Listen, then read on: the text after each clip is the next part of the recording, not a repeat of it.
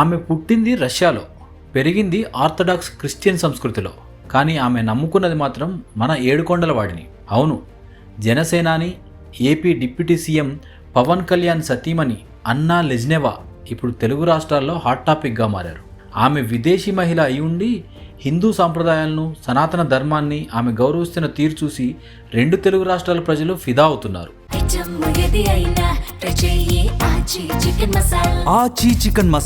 అసలు రీసెంట్గా ఆమె అలిపిరి మెట్లు ఎందుకు కాలినడకన ఎక్కాల్సి వచ్చింది? ఆమె కొడుకు కోసం చేసిన ఆ పెద్ద త్యాగం ఏంటి? పవన్ కళ్యాణ్ స్వయంగా తన భార్య గురించి ఏం చెప్పారు అన్న విషయాలు ఓసారి చూద్దాం.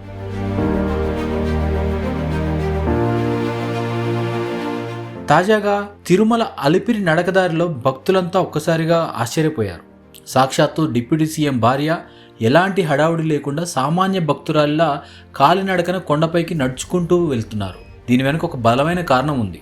జూలై 11వ తేదీన పవన్ కళ్యాణ్కి ముంబైలోని కోకిలాబెన్ హాస్పిటల్లో మేజర్ షోల్డర్ సర్జరీ జరిగింది. రొటేటర్ కఫ్ గాయానికి సర్జరీ జరిగి జూలై 15నే ఆయన డిశ్చార్జ్ అయ్యారు.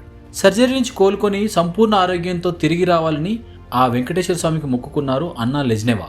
అందుకే ఏమాత్రం ఆలోచించకుండా, ఆలస్యం చేయకుండా అలిపిరి మెట్ల దారి పట్టి స్వామివారి సుప్రభాత సేవలో పాల్గొని తన భర్త కోసం ప్రార్థన చేశారు. ఒక భారతీయ సాంప్రదాయ గృహిణిలా ఆమె చేసిన ఈ కాలినడక ప్రయాణం ప్రతి ఒక్కరిని కదిలిస్తుంది, అందరినీ ఆశ్చర్యానికి గురి చేస్తుంది.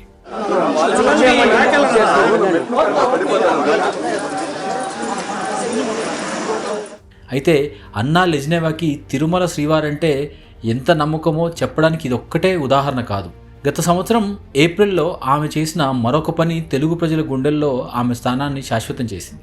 ఒక విదేశీ మహిళ తిరుమల పద్మావతి కళ్యాణ కట్టలో తలనీలాలు సమర్పించడం అంటే గుండు గీయించుకోవడం మామూలు విషయం కాదు. ఆ త్యాగం వెనుక ఒక తల్లి ఆవేదన ఉంది.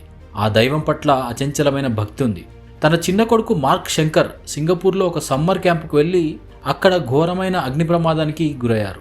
ఆ ప్రమాదంలో బాబు కాళ్ళు, చేతులు తీవ్ర గాయాలయ్యాయి. పొగ పీల్చడం వల్ల శ్వాసకోశ ఇబ్బందులు వచ్చాయి. కొడుకు ప్రాణాలు ప్రమాదంలో ఉన్నాయని తెలియగానే ఆ తల్లి గుండె విలవిల్లాడిపోయింది. అప్పుడు ఆమె మనసారా ఆపద మొక్కులవాడు శ్రీ వెంకటేశ్వర స్వామిని వేడుకున్నారు. నా కొడుకు ప్రాణాలతో క్షేమంగా తిరిగి వస్తే నీ చెంతకు వచ్చి నా తలనీలాలు ఇస్తాను తండ్రి అని మొక్కుకుంది. స్వామి దయ వల్ల ఆ బాబు కోలుకున్నాడు.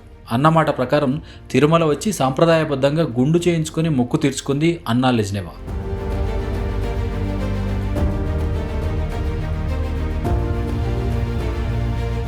తిరుమల నియమాల ప్రకారం అన్యమతస్థులు ఎవరైనా సరే స్వామివారిని దర్శించుకోవాలంటే డిక్లరేషన్ ఫామ్పై సంతకం చేయాలి. అన్నా లెజ్నెవా కేవలం మొక్కులు తీర్చడమే కాదు, నియమ నిబంధనలను ఎంతగానో గౌరవిస్తారు. తిరుమల గాయత్రి సదన్ దగ్గర టీటీడీ అధికారుల సమక్షంలో నాకు వెంకటేశ్వర స్వామిపై సంపూర్ణ నమ్మకం ఉందని డిక్లరేషన్ ఫామ్పై సంతకం చేసి పూర్తి హిందూ సాంప్రదాయ పద్ధతిలోనే ఆలయంలోకి అడుగుపెట్టారు. గతంలో పవన్ కళ్యాణ్ కూడా వీరి మతాచారాల గురించి ఓపెన్గా మాట్లాడారు. నా భార్య క్రిస్టియన్, నా పిల్లలు కూడా చర్చిలోనే బాప్టిజం జరిగింది, కానీ నా భార్య నా సంస్కృతిని, నా దేశ ఆచారాలను ఎంతగానో గౌరవిస్తుంది అని చెప్పారు.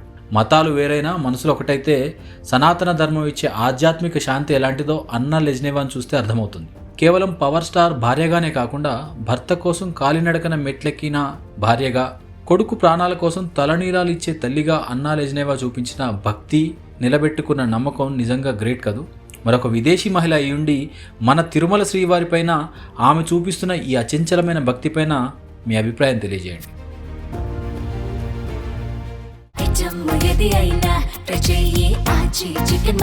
ఆచి చికెన్ మసాలా.